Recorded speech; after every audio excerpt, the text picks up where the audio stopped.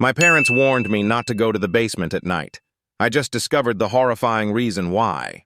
It started with a faint whisper, just enough to make me question if I'd heard it at all. My parents had always been strict about the basement. No going down there after dark. No exceptions.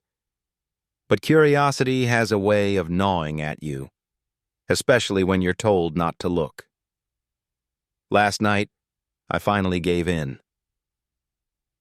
The stairs creaked under my weight, each step like a warning. The air grew colder the further I descended, damp, heavy with a smell I couldn't quite place, mildew, rot, and something metallic. Single bulb dangling from the ceiling flick, casting jagged shadows that seemed to leap and writhe as I reached the bottom. That's when I heard it again. A whisper. But time it wasn't faint. It was close. Don't turn around. I raced, but I couldn't help myself. I spun on my heel, and there it was. A figure, hunched and shadowy, standing in the far corner. Its face was turned away, but I could feel it watching me. The whispers grew louder, overlapping, frantic, like dozens of voices speaking at once. I backed up, my foot hitting something soft. I looked down and froze.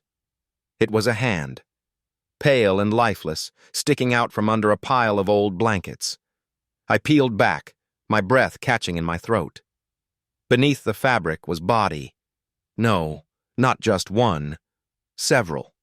They were stacked like firewood, their faces frozen in silent screams. Before I could process what I was seeing, the whispers stopped. The air turned still. I looked up, and the figure was gone. That's when I felt it. A cold breath on the back of my neck. I didn't scream. I couldn't.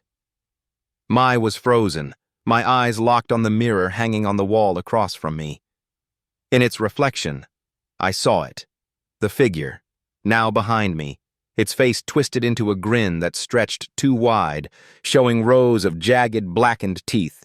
Its eyes were empty sockets, yet somehow I knew it was staring right at me. It leaned closer, its voice a low, guttural growl,